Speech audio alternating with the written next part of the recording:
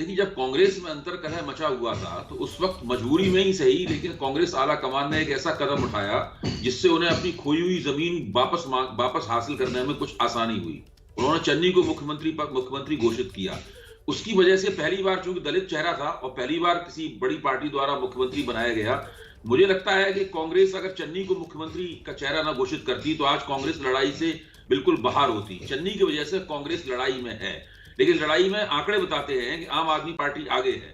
अगर आप मुख्यमंत्री की पसंद के हिसाब से भी देखें तो आप पाएंगे कि चन्नी की जो रेटिंग थी वो रेटिंग थोड़ी घटी है, लेकिन भगवंत मान की रेटिंग जो थी उससे कम से कम ड्योढ़ी बढ़ी है रेटिंग। उसके अंदर करीब ड्योढ़ा इजाफा हुआ है।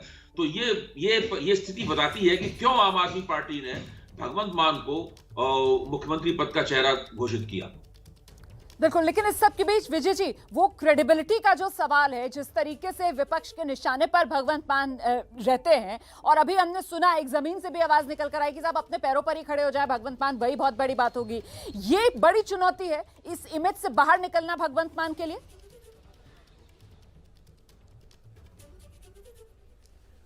देखिए, अब ये इमेज अपोजिशन पार्टी बना रहे हैं या जनता के बीच में भी ये इमेज है, ये देखना दिलचस्प रहेगा।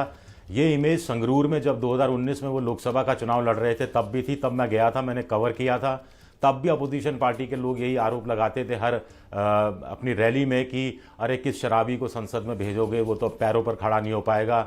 और यहाँ भगवंत मान को हर अपनी रैली के अंदर कस्में खानी पड़ती थी कि मैंने छोड़ दी। केजरीवाल साहब से भी पूछ लो, केजरीवाल साहब भी कसम खाने को तैयार है कि मैंने छोड़ दी है शराब।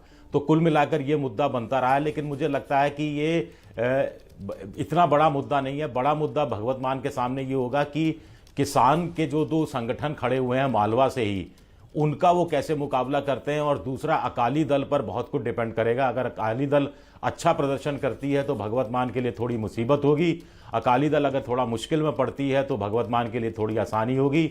इसी तरह, क्योंकि कॉमन वोट बैंक है किसानों का, जो दोनों पार्टी चढ़ूनी और जो दूसरे जो हैं वो रजेवाल, उनका वोट बैंक और आम आदमी का वोट बैंक एक जैसा है।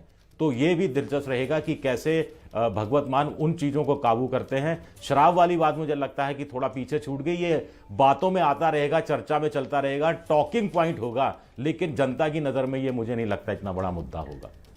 क्या अभय जी, आपको ऐसा लगता है कि वो सीट जहां से भगवंत मान चुनाव मैदान में उतरेंगे वो भी कुल मिलाकर पंजाब चुनाव के नैरेटिव पर असर डालेगी?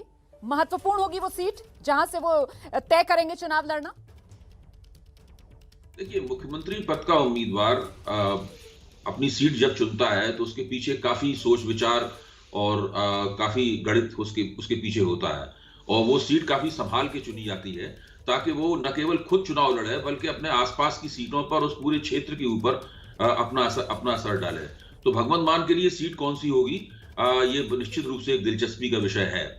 जहां तक उनके ऊपर लगने वाले आरोपों का सवाल है या शराबखोरी के आरोपों का सवाल है, देखिए, अगर ये आरोप चिपकते तो वो दो लोकसभा के चुनाव इस तरह से नहीं जीतते। आम आदमी पार्टी की सबसे बड़ी कामयाबी अगर पंजाब में कोई है और निरंतरता के साथ है तो उस कामयाबी का नाम एक नेता के तौर पर भगवंत मान है।